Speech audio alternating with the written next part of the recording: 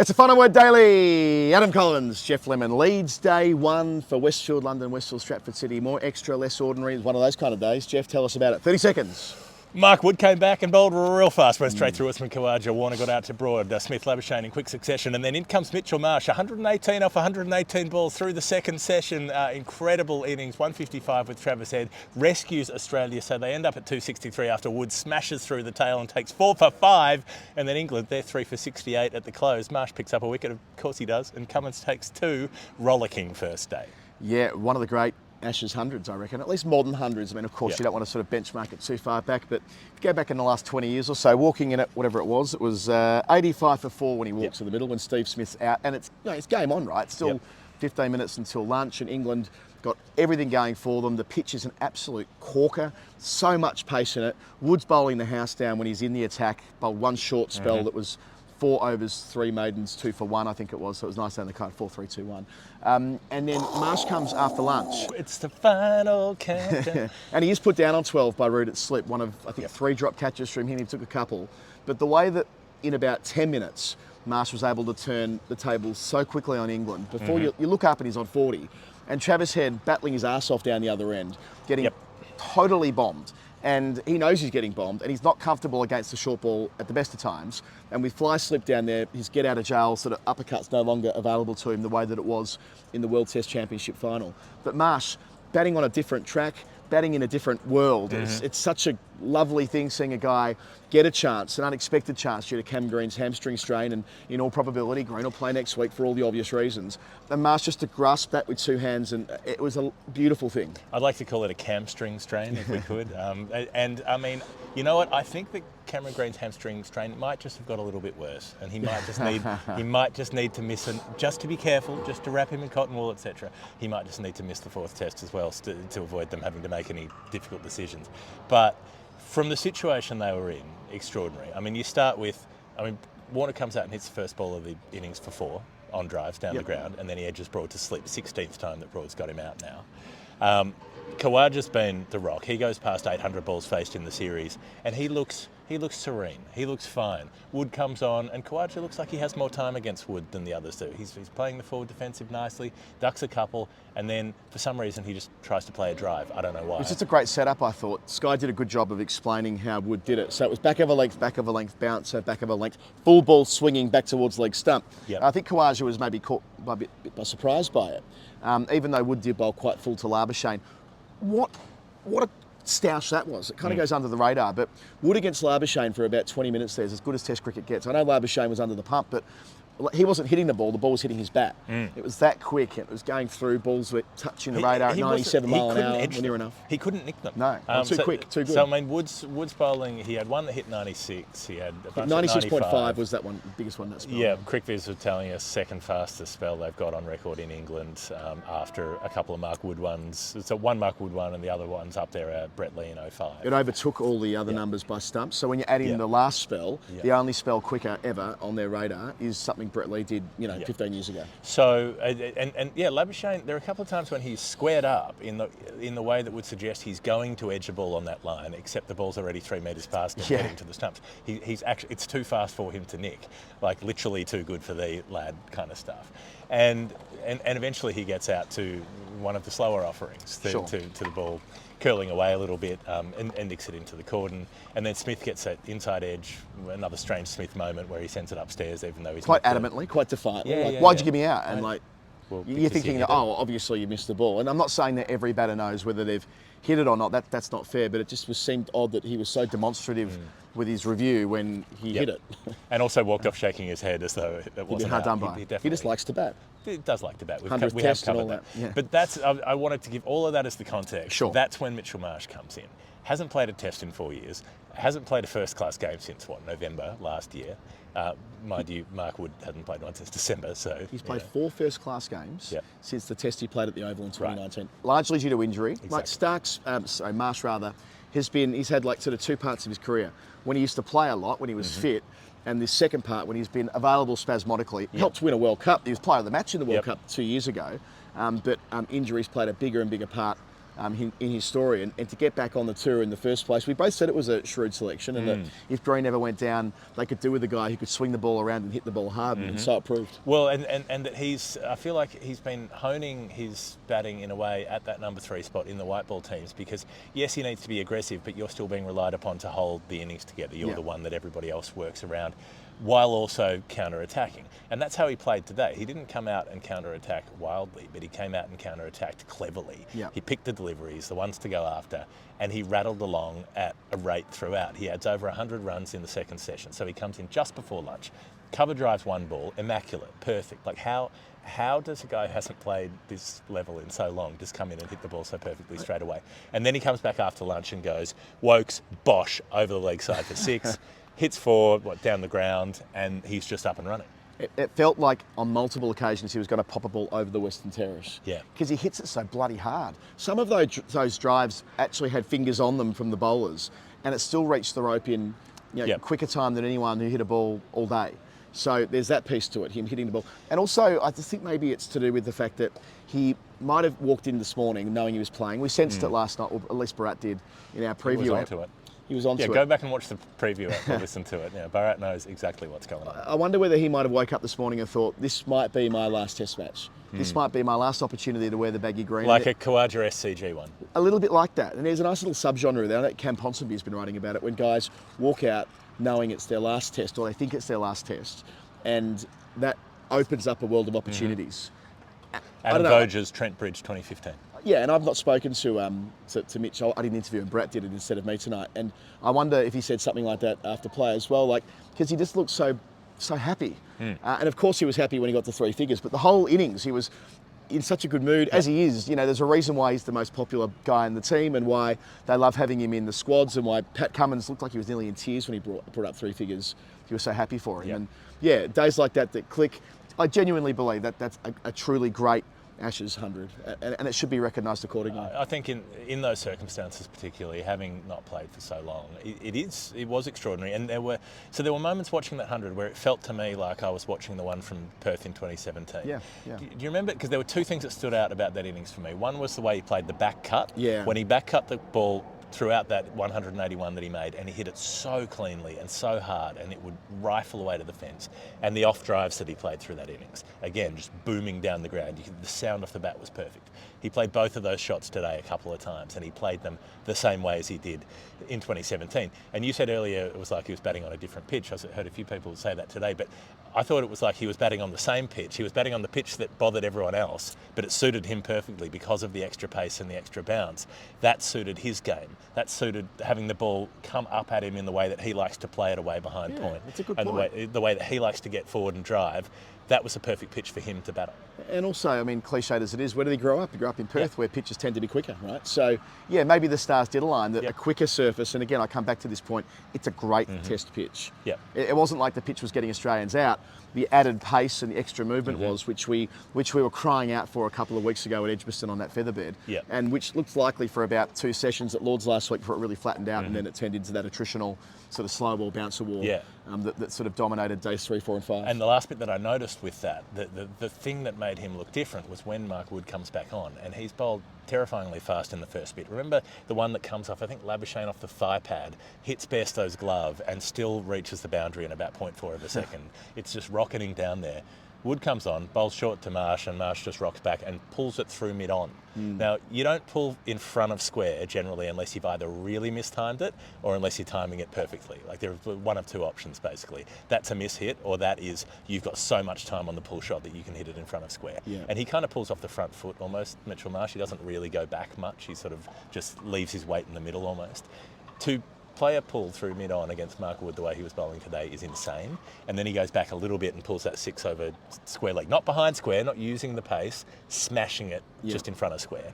That is what tells you that he was operating at a different level. Gets the smallest edge onto his thigh pad. Remembering he did have the chance. I know people will say it can't be a great Ashes knock because he got dropped on 12. That tends to happen, right? That's cricket. But even if it did sort of die on Root at the end, and you can make what excuse you want, it was a bad drop and Root had a bad day back there. And even the one he took, I think, off head, wasn't it? He got the ball and threw the ball straight into the turf. That was just after he dropped another one. Dropped Carey the ball before, wasn't it? Anyway, but he gets a tiny little feather onto the thigh pad, balloons up to the gully. or the fourth slip, I guess it was, before, no, second slip, it was Crawley, wasn't it, before tea, and then all hell breaks loose afterwards. They make good bowling changes, England. To the credit of Ben Stokes, he knew when to bring Wood back, to turn Wokes around and spin around from the football stand end, and you had Wokes who was swinging it and doing his job and got head, but they like, no, here's our moment to bring back our 90+ mile an hour guy. And the way he knocked over Stark with another absolute searing beauty akin to the ball to Khawaja. And Cummins, who's out league before 2 deliveries later, his bat is, if you're listening, not watching, you won't, his bat's still up here when the ball hits his bat's like back pad. shoulder height by the time he's hit on the foot. He's hit on the back pad. On the back pad. It was so, he had no chance of getting down in time. And then, of course, he finished off the tail as you'd expect from that situation. So 6 for 23 is the collapse. Here's an Andrew Sampson one for you. 5 for 4, Mark Wood. 5 for 4 was for Mark him. Wood's spell. I think 5 runs, 4 wickets. No, sure. And the 4 for 5. 4 for 5, yeah. So the Andrew Sampson one is that it's the third worst collapse in Test history immediately after a 150 run stand. Right. So, again, it kind of shows that Australia did have the whip hand, albeit in circumstances it always felt like one wicket would change the flow, and so it did. Yeah, so 155 they put on with Travis Head scratching around. And I love that point of contrast, that Travis Head's always the one who scores quickly. He makes 30 off 50 balls out of a 155 run partnership. Like, you would never imagine that it could work that way. Good on him, I reckon, by the way. Like, sometimes cricket's bloody hard, and it was bloody hard for Trav today. And look, it's going to probably get harder at the moment, because they've realised that if they just bowl this at him, he can't cut them. And that's going to make scoring difficult for him unless he wants to get inside the line with the short ball, which he just plays awkwardly. Someone said to me earlier today, he's scared of the ball. He's not scared of the ball. He's a Test cricketer. He's just awkward against it. It's a weakness of his that he's going to have to overcome, or at least learn to manage. Yeah, find a way around it, I suppose. And obviously there's a lot of stuff from the crowd when Carey and Cummins are batting together. Not that they batted together for very long, which was maybe for the best for them. I mean, Mark Wood just blew them away, and you're thinking, like, how much different might this series be if he'd been available, say, in the first Test at Edgbaston? Even if he'd played first and third, and missed the second for management, it's unfortunate that he wasn't deemed fit for that first match. You can kind of look at it two ways, can't you? If they got the job done at Edgbaston as they should have, then it would have been seen as a masterstroke, revealing him here on a better pitch. But because Edgbaston was so turgid, maybe playing him there could have broke him. Careful, you get the angry Birmingham lot after this again. You can't say that was a bad pitch. It was a bad pitch. It was a great Test I've got match. a couple of the reply guy weirdos who just won't stop on that. It's quite funny. Anyway, it's entertaining. That's what the mutant block button are for. Yeah. Now, then England come out to bat, and, well, what do you know? Ben Duckett with an angled bat nicks one behind from Cummins. And how about the contrast? I mean, so Carey takes a screamer there, right, up to his left. Yep. It is a bloody good catch. I know he gets 2 gloves to it, but he has to move up as well as across in front of first slip. When Bairstow's put down one very tough chance and one very easy chance, and it draws into focus that England had the chance to pivot this week and go to Folkes and readjust, but they wanted that extra depth. They wanted Wokes and Moeen both to play, and that may play out delightfully for them. But Bairstow at 5 with the gloves feels like that's just one too many things going on. It's not working. And okay, so we didn't mention there's the inside edge from Smith, and that is a difficult one. It's well away to his left and he has to dive, but his weight's going the wrong way. It's a harder catch than it needs to be because he's off balance, right? Because he's already trying to follow the ball. The inside edge has wrong-footed him. He hasn't anticipated that. And he can't get across. And then the one that he drops down the leg side. Just walking behind us as we're talking about him. Well, it. that's all right. Maybe, I don't know, maybe a bit less golf and a bit more catching practice might be the way to go. His chip shot out of the bunker is divine at the moment. There's no questioning that. He's absolutely nailing it out of the sand. But the glove down the leg side from Travis Head, is it when Mark Wood's bowling to him, he gloves it away. That's a routine take for a keeper. Spills that one, and then the Marsh catch goes down. So yeah, if England had caught properly today, they might have bowled Australia out for 100. It's almost Hall of Fame worthy, but Head didn't get credited with runs for that. It was given as buys, or leg buys, or one or the other. So. Definitely off the glove or off the face. Face of the bat, yeah. So, and then you've got Harry Brooks out cheaply. Cummins stitches him up as Cummins does with that ball that nips away a little bit off the seam. It's hard to bat at number 3, especially when the pitch is doing a bit. Doesn't feel like a great fit to me. Nope.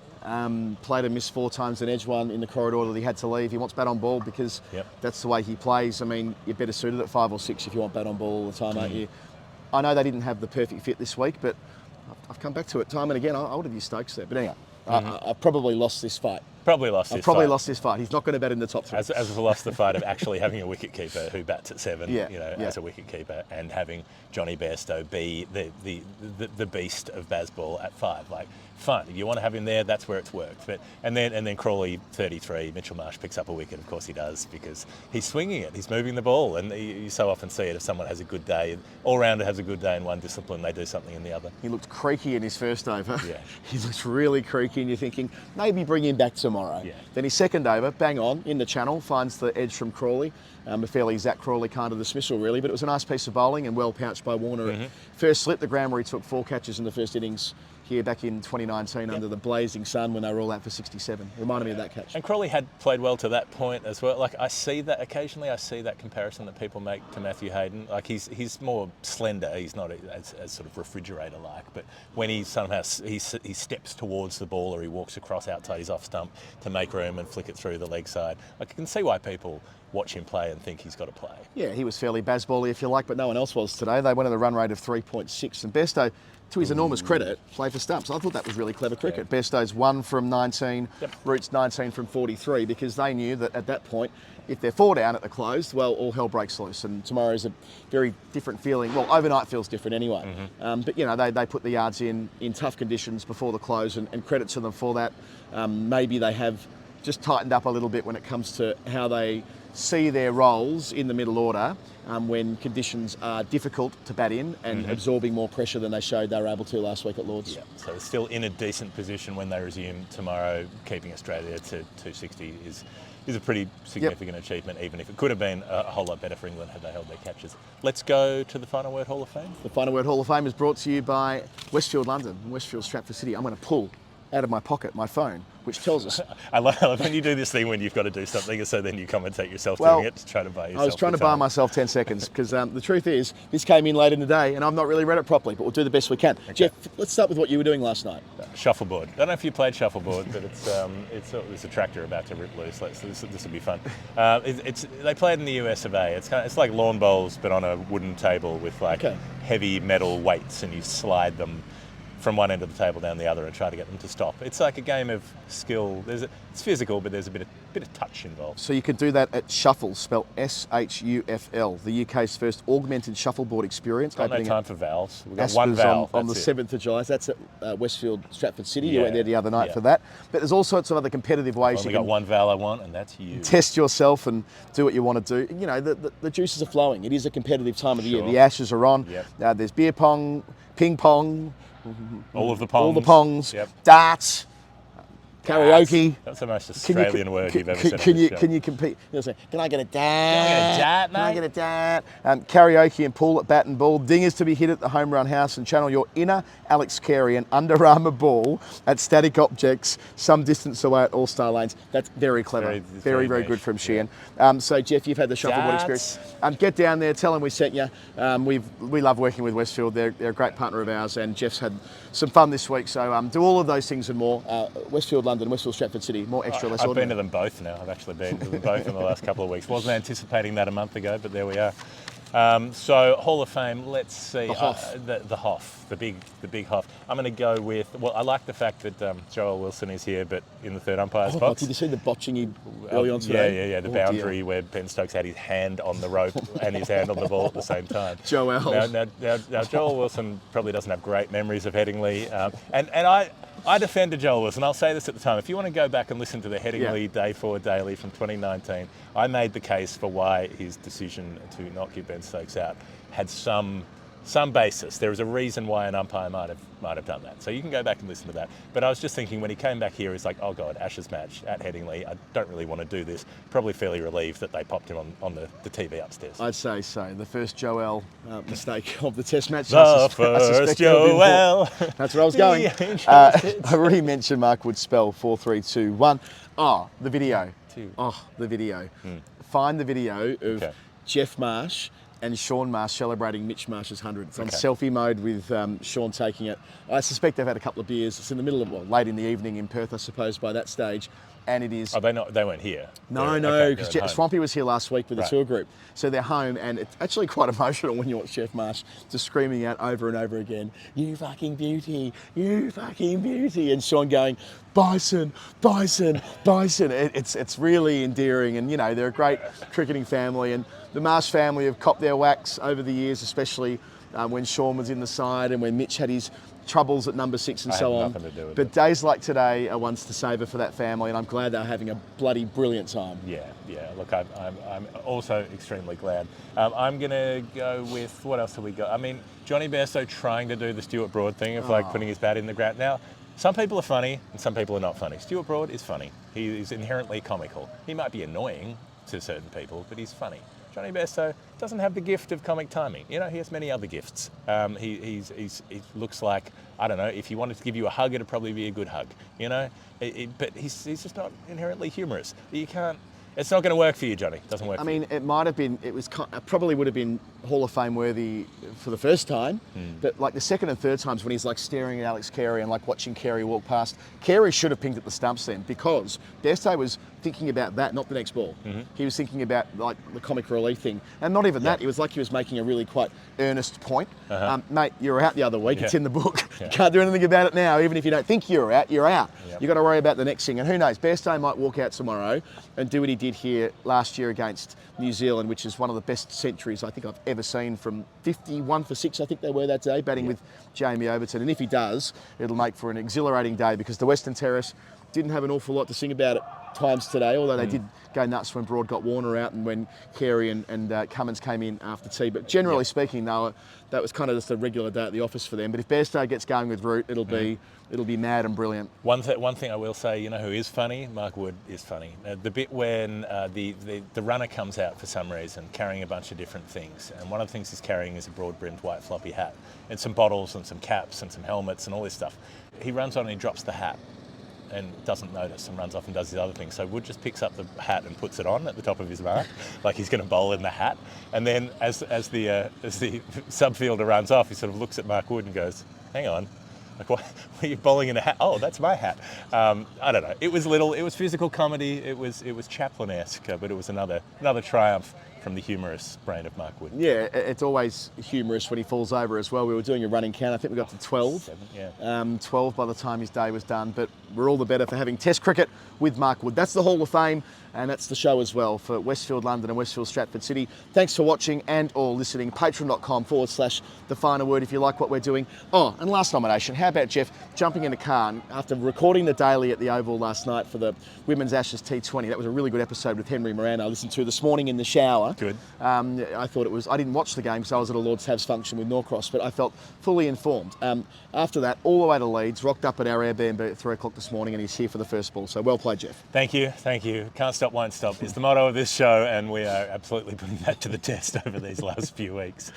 This has been The Final Word Ashes Daily. We'll be back with day 2 from Lords. Jeff Lemon, Adam Collins. If you want to support what we're doing, patreon.com/The Final Word is the place to go. We'll see you on day 2. Bye.